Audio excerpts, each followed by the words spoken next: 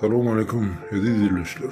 Şunkü süjedim ilk ölenişi yurdumuzda koronavirüs deyip gelen beladan neyli ödün gorap bolyanın hakkındaki maslahatlardan başlamakçı.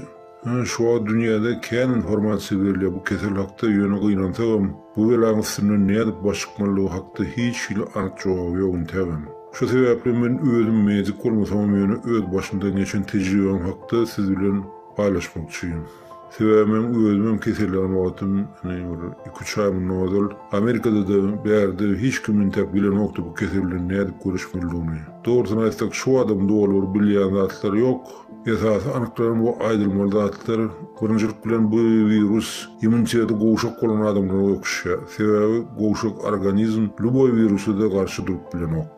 Bu keseli yokuşanlığın 3 tipi olayanlar. Birinci tip adamlar keselinden tamam, özünde bu keselin bağırdığını bilmeyen geçiriyor. Başkaça diyemizde bunlar özleri şu kesel içinde götürüp birini olsa, nasitiller olsa, olan özlerinin sağlığına ol kendini tesir getiren yok. Yani şuna karamazdan olan özleri şu keseli birlikleri geçirebiliyor her minut.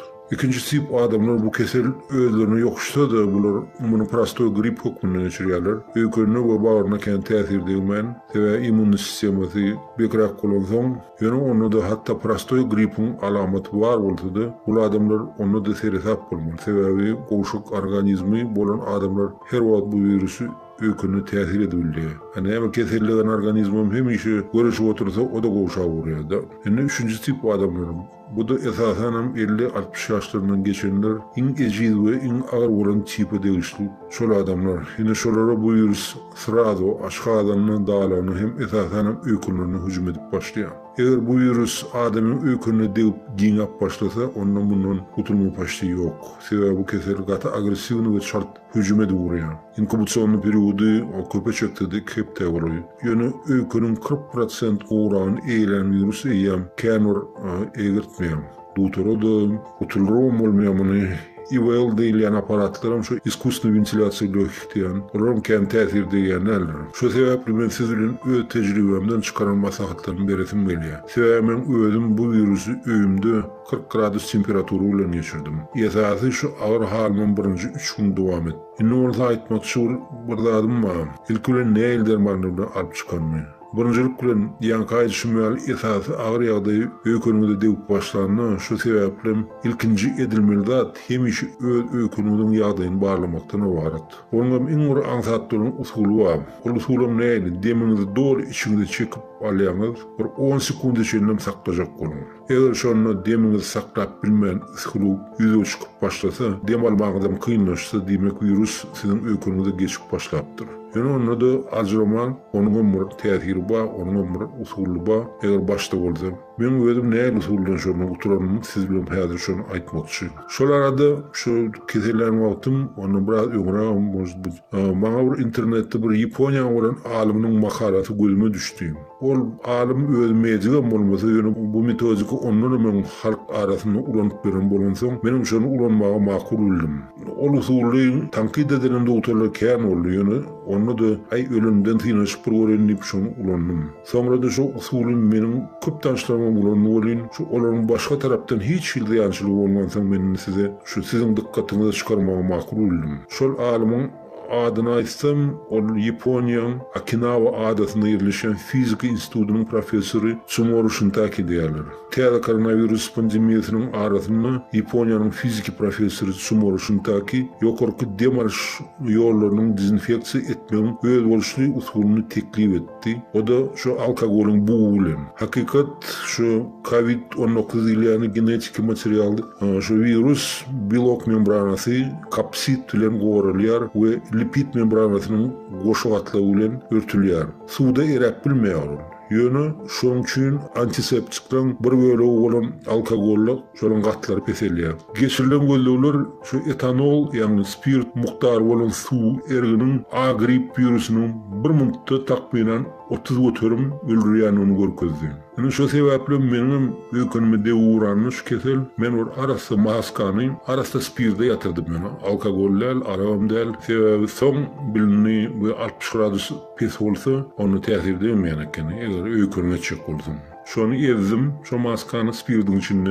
Adam ağlıma tuttum. Ağlıma tutuyorum, buldan demal uğradım. Eğer 3-4 sene goğu götürmettim de. Eğer maska tapmadım, onlu boyur arası paltam atadım. Bolyandır ona. Ulan ulersiniz. O da ansat değil, şu tek gözümden yaş çıkyanca demalım da 3-4 sene goğu götürmettim. Yani şonu yedebilseniz sizin öykünüzdeki olan virüs spirdin bu orması isparenyaları, şu virüsleri öldürüyor. Başka çaydamızda monspirtavo ingalyası değil ya derni. Bu da şu evvel aparatların prinsipiyali işler. Yani aparattır dine hova bilen arasala oturan olsa öykünümüzü yani kömök ediyor da dine kislorod katnaştırıyor içinde. Spirtte karışının kislorodun has ul tesiri vardır.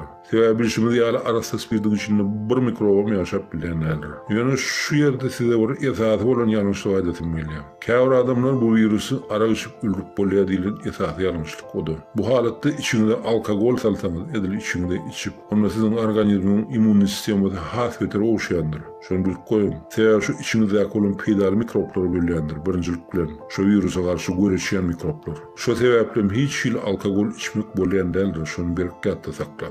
Birinci ve esası belirlemeliğinin arağın ingalyası hükmünde kânur tesiri yoktur. Arasarak bunu şu 40 graduslık olan. Bolmadık yağdayını onu mulonsan olur belki onu arasta spirdin tesiri has yerlikten kadiyanına. Onu kân etmegem gereği yok. Dine şu ilkinci ağır halat günleri onu doğulgunun doğamını kısapır goğucu diyemalı bilseniz tesiri deger mi kadiyanına. Eğer çağalar olsa onu belki arağım yeterlik olur bilmem onu.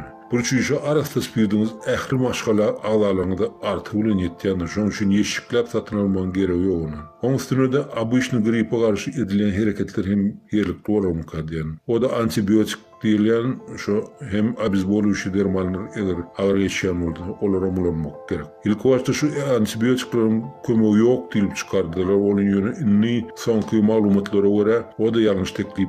Sebebi benim özümün şunun burnumdaki dören gaymarit keseline antibiyotiklerin bulanımda. Şunun tesiri o devdim kadip kredi. Şunun için antibiyotiklerin katı tesiri vardığını tasdikleyen benim özümüm. Yani hava başta şu virüsün ilk diyen simptomları siz hiç sadın tağırını bilen yok, hiç sadın iyisini alılan yok. Şu ilk simptomlarıdır şu virüsün. Onun üstüne de öğünüzü hukman, onurzanı da var bal, arası bal saklan, hem tapuldan limon alın. Sebebi limonun içine yerleşen vitamin C hem şu keseri ulu tesiri vardır. O da dakazını fark diyem. Şunun için köprek kılın çaya bal bilen limon atıp içmeli. Basarınıp yatıp koğucu deriniz bilen çıkyan şu keseri. Eğer taptırsa onun şu şipuç tabletka olayandır. O upsa deydi, vitamin C deydi. Yani şunun yönü 13'ten bir tabletka değil. Ulu adam ayarak olsa ulu adamın götürümü 8-10 tabletka şu yarım stakan su atıp o yer edip zapıp içmeli. Ona udarım dozu değil ya da. Çağlar olsa 4 yaştan tabletka oldu da yeterli. Yani esası aydılmalı adam hiç hili dut olur size. Hedre Türkmenistan'ın içinde sebebi ödülürüm ana görüp otursunuz. Bir sürü olup kesellep yatırılır. Ödülürünü kömür edilmen. Şunun için ödümüz kömür edecek olun. İyileşler, öğünüzden çıkman. Amerika'da da ilatı yartından köprüye ölürünü yaşadı bu keserliği. Şuvetsi'de orada bir şey karantin edilmedi. Sebebi bu virüs İruviç her adama yokuşmasa utormuyor. Yani şuları yani maslahatları sizlerle paylaşmamın makul öldüm iyileşler. Elbette bunlara medisini tadın subutlanan maslahat değil. Yönümün özümün şu hareketler ölümün beri yanından kaydıp üstün çıkmaya komik verdi. Sonuna da aydasım gelen adım maske değil yani hükman halatta dakınmanızı hem elinizi elmidama sağından yumanız ulu peydasının bardığına aydasım geliyor. Maskaları satlık tapmasanız köserin oturman özünüz tıkıvlersiniz 4-5 kat dolun pağıtamatalardan sonra her onun sağından yuup tezden ulanı ulersiniz. Şu zatları unutman adamlar. Şu videonun hem heyretçak kolun köprek öz aranızda sebebini bilyen yani yurdun içinde dermanım kendi taptıran yok. Usulünün bilyen yok. Yani şu esasanen bir yurdun içindeki adamlarda şu zat şu informasyonu getirse tapağı diyorsun polisiya ya komitenin işler ol. Sizem hemen adam ütüş kamirden yatalanlar birinde. Sizin çağlarınız var, maşgalalarınız var. Kömek edin birbirinde. Size de değişti şu zatları.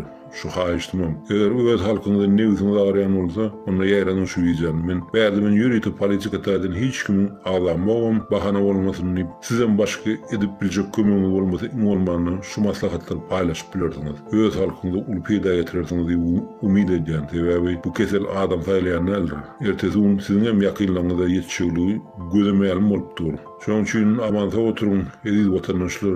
Allah sizin hemen gorap saklasın.